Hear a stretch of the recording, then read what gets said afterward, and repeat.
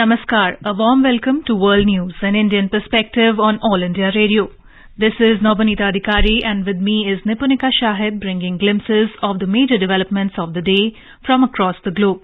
Over the next half an hour, we shall bring you the latest from the world of politics, economy, sports, entertainment and more. The headlines. India's External Affairs Minister S. Jaishankar calls on Bhutan's Prime Minister Lothe Tshering in Thimphu and exchanges views on current global and regional developments. India's Enforcement Directorate seizes over 5,000 crore rupees of Xiaomi Technology India under the provisions of Foreign Exchange Management Act. Sri Lanka announces 40% price hike for dozens of commonly used medicines as island nation passes through its worst economic crisis. China further tightens COVID-19 restrictions in Beijing ahead of Labor Day holidays as authorities rolls out new measures to contain COVID. Australia's Prime Minister accuses China of interfering in foreign policy ahead of election. Germany files case against Italy at International Court of Justice because Rome continues to allow victims of Nazi war crimes to claim compensation from the German state. And in IPL cricket, Gujarat Titans beat Royal Challengers Bangalore by 6 wickets. Match between Mumbai Indians and Rajasthan Royals underway. External Affairs Minister S. Jaishankar called on Bhutan's Prime Minister Lothe Tshering in Thimphu and exchanged views on the current global and regional developments. Dr. Jaishankar also apprised him of the progress in bilateral cooperation, including development partnership. The External Affairs Minister was on a 2-day visit to Bhutan at the invitation of his Bhutanese counterpart, Leonpo Thandi Dorji. Dr. Jaishankar is Bhutan's first high-level visitor from abroad since the onset of the COVID-19 pandemic in the country in March 2020. Earlier, Dr. Jaishankar met his Bhutanese counterpart, Thandi Dorji. Dr. Jaishankar also called on King of Bhutan, Jigme Khesar Namgyal Wangchuk. After meeting the king, External Affairs Minister admired his vision of transforming Bhutan and termed it a key aspect in shaping the unique partnership with India. In today's Hotspot section, we bring you a discussion on India's strong ties with Bhutan. In conversation are Professor Mahendra Lama, expert on international affairs, and Nilob Roy Chaudhary, journalist.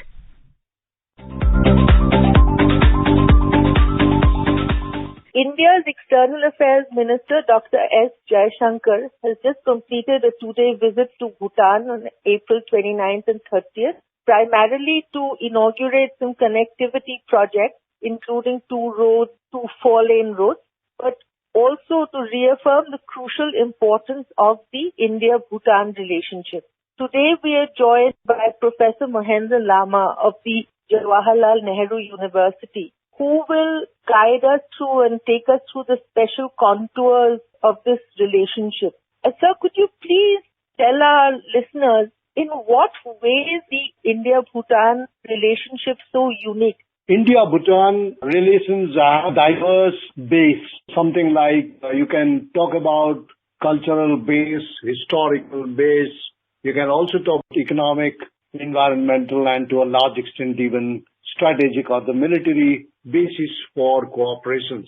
2 very important elements in India-Bhutan relations is that India has been the topmost partner as far as the development process in Bhutan is concerned. India is one country that has consistently, in a big way, supported the Bhutanese development process throughout its development plans. In fact, in the very first plan in 1950s, India used to be the sole development agency there. Today, you have a number of development agencies, including multilateral agencies like Asian Development Bank, World Bank. So India has been the key partner. The second is India-Bhutan relations is regulated, bound, promoted by a very comprehensive agreement signed in 1949, Friendship Agreement, which was revised and made much more comprehensive in 2007. And under these agreements, you have a free flow of people from Bhutan to India, India to Bhutan. You have an open border system. And to a large extent, you will also find that the Bhutanese currency, Gultrum, is largely protected by India because India and Bhutanese currencies are pegged 1-to-1. That is, Bhutanese rupee Gultrum 1 is equal to India's rupee 1. So to a large extent, Bhutanese, even the foreign currency situation, foreign exchange situation is promoted and protected by India. Dr. Jaishankar, in fact, given our long-standing ties and special bilateral partnership, Bhutan was the natural choice to be the first country to receive the Covishield vaccines under our Vaccine Maitri initiative. And he said the relationship is based on a genuine concern for each other's welfare and interests. And if I may ask slightly uncomfortable question, does China remain the elephant in the room in this relationship also? Everybody knows that Bhutan is located in a very strategic position for a country like ours. Bhutan, say for example, when we did the 1949 agreement, we always considered Bhutanese northern portions with China as actually India's national security points, precisely because that was the understanding. And Bhutan shares borders with Arunachal Pradesh, Assam, Bengal, Sikkim, and if Bhutanese has to go to Nepal or Bangladesh, it has to cut across Indian territory to go to these countries. So it is a landlocked country that way, strategically very important for us. And secondly, all these sea routes are given access to Bhutan by India, including in western part or southern part of India, and of course to Bangladesh, Chittagong, the port. India has consistently participated in the infrastructure development projects in Bhutan. You can talk about roads, you can talk about education institutions, hospitals, you can talk about hydropower projects. And we have the integrated checkposts for trade with Bhutan at Phuncholing, Jaigaon, in Assam, also in Baranga. What is very important in all these trade points is our Bhutanese are showing very keen interest to look to really do something substantive with India. And what Bhutan is actually doing is, it is consolidating its look south policy. That is basically India, Nepal, Bangladesh, Myanmar. So the idea that Chinese would do this project, that project, I think first of all, geographically it is very, very difficult for the Chinese to do anything in the mountain areas. You have seen that in case of Nepal also. But what is very critical at this juncture for India is to really transform its development participation in Bhutan. India must give emphasis more on development of institutions. India must develop internal connectivity projects, say for example from the western to eastern Bhutan, from the northern to the southern Bhutan. And of course, India must promote large number of service sector industries in Bhutan. Because Bhutanese are very, very sensitive about environment. They have their own gross national happiness project. External Affairs Minister Jaishankar said a very interesting thing when he was addressing the media after inaugurating this four-lane road from Jungshina to Subachu and so on. He says that India's development cooperation paradigm is unique and prompted as much by economic impulse as by moral principles and emotional bonds. Why would he use a term like moral principles in talking about the development relationship, the paradigm that he's talking about? Moral principles would mean what? Moral principles is in the context of India's history. Even the pre-independence history and the post-independence history, despite being a lowly lying developing country, we were a very poor country. We did not give up providing economic assistance to a country like Bangladesh, Nepal and Bhutan. In fact, in all these three countries, including Sri Lanka.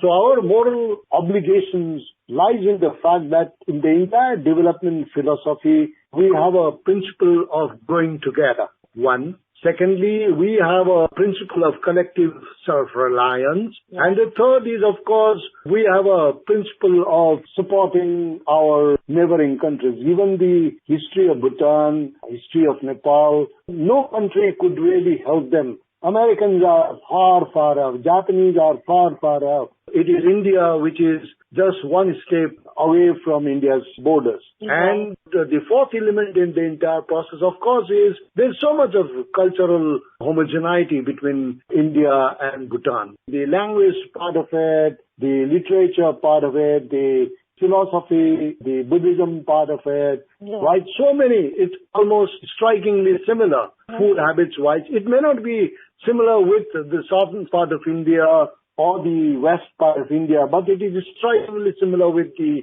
eastern and the northeastern part of India. And that is the beauty of our relationship with Bhutan. Other thing that is very striking and very, very interesting about the India-Bhutan relationship is the fact that the connectivity that we are trying to develop, it essentially wanting to help Bhutan to be able to develop on its own the overall growth paradigm of the entire region through India, as well as exclusively sort of helping each other grow as a region. So all of South Asia through India is part of the sort of paradigm, I think, that is attractive to most of our neighbors also. Would that be a correct assessment? India has developed infrastructure, connectivity projects in the past 30 years, more so in the last 10 years or so, in the neighboring countries and with the neighboring countries, with a view to giving them access to larger global market, joining supply chains, right, value chains. What has also been seen is these are not adequate.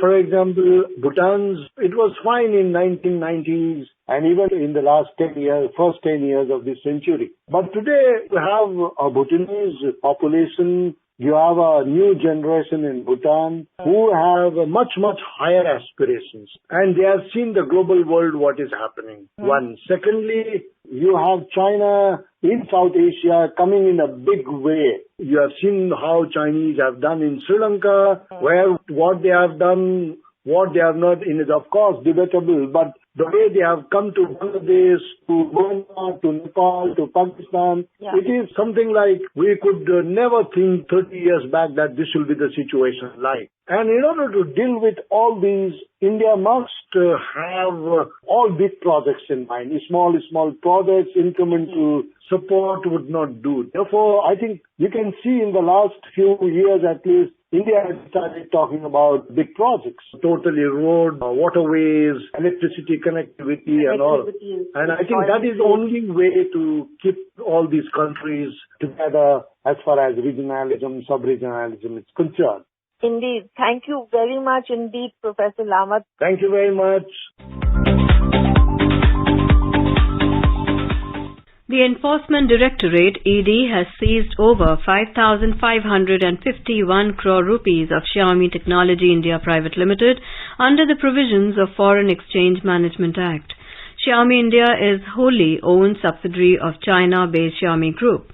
ED had initiated investigation in connection with the illegal remittances made by the company in the month of February this year. Xiaomi India is a trader and distributor of mobile phones in India under the brand name of MI. Xiaomi India procures completely manufactured mobile sets and other products from the manufacturers in India. Prime Minister Narendra Modi met a Sikh delegation at his residence in New Delhi on Friday evening. Addressing the delegation, the Prime Minister lauded the role and efforts of the Sikh community in the development of the country. Mr. Modi said the community has played a vital role in strengthening the bond between India and other countries. Mr. Modi said Guru Nanak Dev Ji awakened the consciousness of the entire nation and brought the entire nation out of darkness by showing the path of light. The Prime Minister highlighted the various initiatives taken by the government for connecting the pilgrimages of Sikh tradition with better infrastructure. He said today lakhs of devotees are getting the privilege of paying obeisance at the Gurdwaras linked by Kartarpur Sahib corridor. On this occasion, CEO of Sony Pictures, NP Singh, said the Prime Minister always inspires the people. माननीय प्रधानमंत्री महोदय का शुक्रिया अदा करना चाहूंगा कि उन्होंने सद्भावना इवेंट ऑर्गेनाइज करने की अनुमति दी और दुनिया भर से सिख यहाँ पे आकर इकट्ठे हुए और प्रधानमंत्री से मिलकर हमेशा बहुत अच्छा लगता है और उनकी जो बातें होती हैं बहुत इंस्पायरिंग होती हैं। जो उन्होंने कहा आखिर में बहुत इंस्पिरेशनल था। हम सबको प्रेरणा मिली कि जिस मेहनत और शिद्दत से हम लोग अभी तक नेशन बिल्डिंग करते रहे हैं, आगे भी ऐसे करते रहेंगे तो ये देश किसी से पीछे नहीं रह सकता। First Indian-born MP in Canada, Dr. Ruby Kaur Dhalla, thanked the Prime Minister for listening to important issues of Sikhs from all over the world. In our Gurbani, it talks about seva. It talks about the fact in our Gurbani teachings about Naam Japo, Kirat Karo, Divan Chako. And we see that the Prime Minister, he has had a chance to practice not only believing in the values and the teachings of our Gurujis, but he has had the opportunity to really ensure that he practices that on a day-to-day basis. So to Prime Minister Modi ji, on behalf of all Sikhs from all over the world, we want to say thank you for listening and thank you for ensuring that you continue your seva for so many of the issues that are important to Sikhs all over the world. Government of Sri Lanka on Saturday announced a 40% price hike for dozens of commonly used medicines as the island nation labours through its worst economic crisis in decades. Hospitals have already cancelled routine surgeries after running out of anesthetics, and Saturday's directive applies to 60 medicines in short supply. Health Minister Channa Jayasumana said antibiotics, non-prescription painkillers and medications for heart conditions and diabetes will all be subject to price rise. It is the second time in 6 weeks that pharmaceutical prices have been raised. In mid-March, a 30% increase was imposed. Official figures showed Sri Lanka's inflation rate at nearly 30% in April. Meanwhile, President Gotabaya Rajapaksa has extended an invitation to form an all-party government to address the economic crisis. However, the opposition maintains that they would never be part of any government under the two Rajapaksas. The street protests throughout the island nation entered its 22nd day on Saturday. This is All India Radio giving you the news. For quick news updates round the clock, follow us on Twitter at AIR News Alerts. China has further tightened the COVID-19 restrictions in its capital, Beijing, ahead of the Labor Day holidays, with authorities rolling out new measures every day, vowing to double down on its zero-COVID approach. Beijing, which is on high alert against instability before the important Communist National Congress in the autumn, has seen local infections gradually growing nearly 300 within a week. Beijing local authorities said on Saturday that the city is building central quarantine facilities and already has 4,000 beds prepared and more on the way, adding that they are building them out of precaution. A report from our Beijing correspondent. As per the latest order, a negative COVID test result is required to enter public facilities in Beijing. From Thursday, after the Labor Day break ends, residents in the capital city will be required to provide proof of a negative PCR test result taken within previous 7 days to use public transport and enter office buildings, entertainment venues, hospitals and sporting facilities. The municipal government did not say how long the policy will continue. The requirements are in addition to the 3 rounds of mass testing carried out in 11 out of Beijing's 16 districts in last week, and the Chaoyang district will undergo another 3 rounds of COVID tests starting from Sunday. Targeted lockdowns have also been imposed on a number of downtown commercial and residential areas after several clusters of cases. In another major city, the financial capital Shanghai, which captured the international attention due to its ravaging COVID outbreak causing more than 5.5 lakh cases and plaguing lockdown, new COVID-19 infections again crossed 10,000 mark, including asymptomatic ones. The city has yet to announce a timeline for reopening. The city's anti-pandemic work was still at a critical stage, and the government will continue to tighten restriction measures at the community level, Shanghai Health Commission said on Saturday. Anshuman Mishra for World News, All India Radio, Beijing. More than 6 weeks of lockdown has led to anger and frustration among 25 million Shanghai residents who have struggled to find food and other daily necessities and shown rare public protest to the government's stringent controls, mostly on social media. The residents of Shanghai are protesting against the month-long lockdown and difficulties in obtaining provisions by banging pots and pans.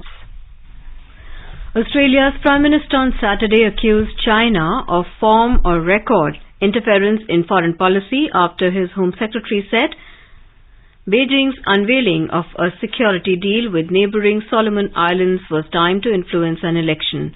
While most polls show Scott Morrison's Conservative coalition heading for a defeat in the May 21 election, it has sought to highlight its national security credentials, such as a tough approach to China.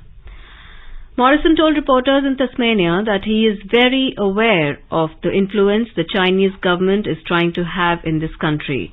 He said there is a form on foreign interference in Australia. Morrison was responding to a question about evidence of a radio statement by Home Secretary Karen Andrews that the timing of China's disclosure of its recent Solomon's deal was a form of foreign interference in Australia's election. China said the pact did not target any third parties and urged Australia to respect the sovereign and independent choices made by China and the Solomons. Germany has filed a case against Italy at the highest UN court because Rome continues to allow victims of Nazi war crimes to claim compensation from the German state even after an earlier ruling that such claims violated international law. Germany's application to the International Court of Justice, ICJ, says that Italy continues to allow compensation claims to be brought in domestic courts despite the ICJ's 2012 ruling that this violated Berlin's right to immunity under international law. Berlin says that since the 2012 ruling, there have been more than 25 new compensation claims filed in Italy against the German state for damages arising from Nazi crimes during World War II. In many of these cases, courts have ordered Germany to pay compensation. No date has yet been set for a provisional measure hearing, but one is expected within the next few weeks. It generally takes years for the ICJ, also known as the World Court, to issue a final decision in cases.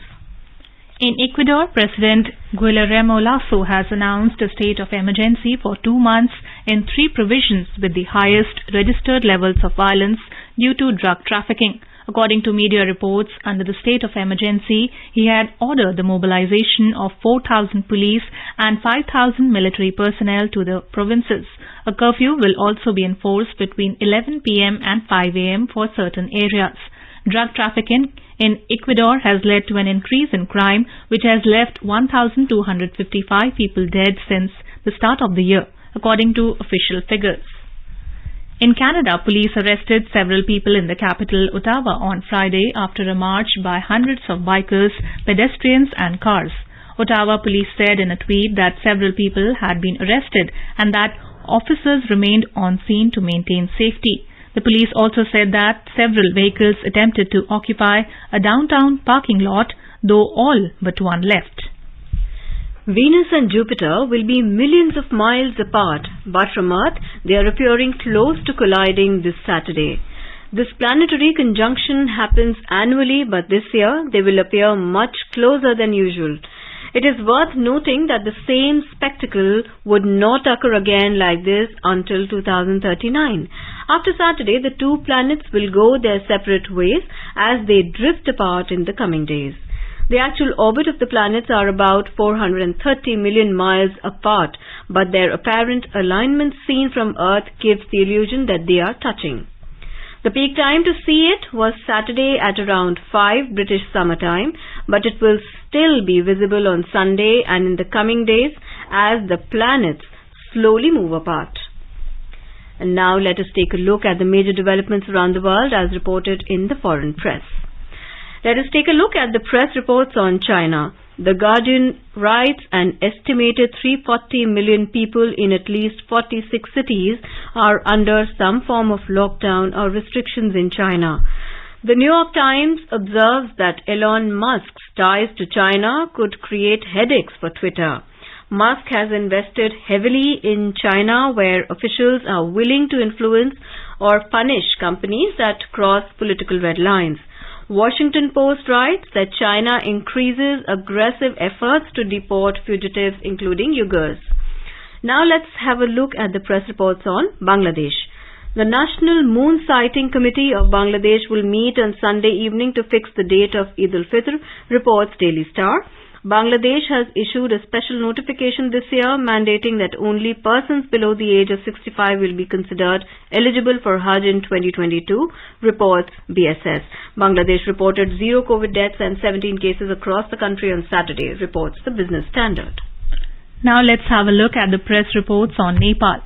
Nepal has given relief food materials to the South Africa. According to Republica, Gyan Bahadur Maghir, chargé d'affaires at the Embassy of Nepal in South Africa, handed over relief food material to Kathy Matamela, Deputy Director of the Department of Social Development of the Government of South Africa in Kathmandu on Friday. According to the Kathmandu Post report, hundreds of children throughout the country are suffering from the side effects of the government-administered typhoid vaccine, with at least one child developing serious neurological problems. Now let's have a look at the press reports on Pakistan. Dawn reports that after weeks of deadlock, National Assembly Speaker Raja Parvez Ashraf administered oath to Punjab Chief Minister-elect Hamza Shehbaz at a ceremony held at the Governor House on Saturday, just hours after Governor Omar Sarfaraz Cheema rejected Usman Buzdar's resignation, deeming it non-constitutionally valid. In IPL cricket, Gujarat Titans defeated Royal Challengers Bangalore by 6 wickets at the Brabourne Stadium in Mumbai. Chasing a target of 171, Titans chased down the target with 6 wickets and 3 balls to spare. Earlier, RCB won the toss, chose to bat and posted a total of 170 for 6. In another match, chasing a victory target of 159 runs set by Rajasthan Royals, Mumbai Indians were 113 for 2 in 14 overs at Dr. D.Y. Patil Stadium in Navi Mumbai when the reports last came in. Today is 30th April. Today is birth anniversary of renowned classical dancer Sonal Mansingh. Proponent of Bharatnatyam and Odissi, she has been honoured with the Sangeet Natak Academy Award in 1987, the Padma Bhushan in 1992 and the Padma Vibhushan in 2003. The 2002 documentary film on her titled Sonal also won the National Film Award for Best Non-Feature Film for the year.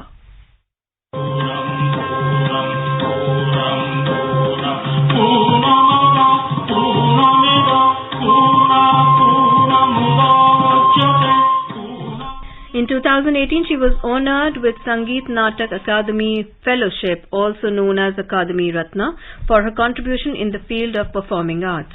Today is the birth anniversary of producer, director, screenwriter Dadasaheb Phalke. He was born on 30th April 1870 and passed away on 16th February 1944. Known as the father of Indian cinema, his debut film Raja Harishchandra was the first Indian movie released in 1913 and was India's first full-length feature film.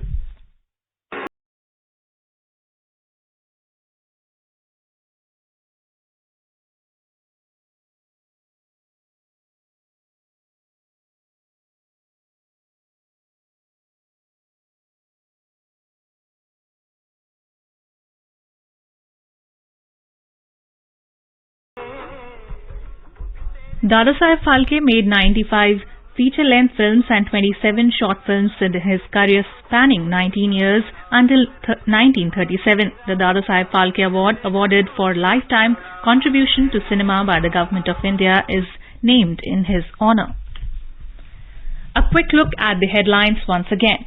India's External Affairs Minister S. Jaishankar calls on Bhutan's Prime Minister Lothe Tshering in Thimphu and exchanged views on current global and regional developments.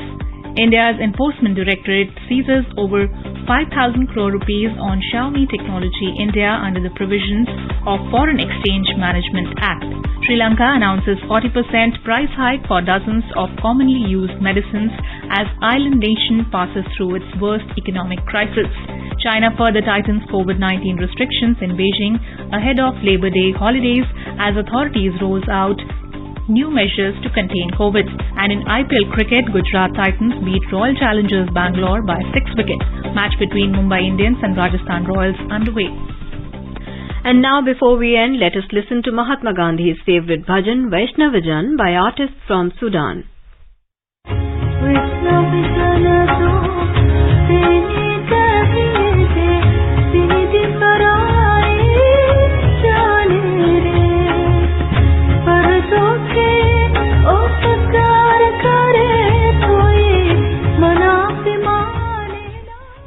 And with that, we end this bulletin. We'll be back at the same time tomorrow with the next edition of World News.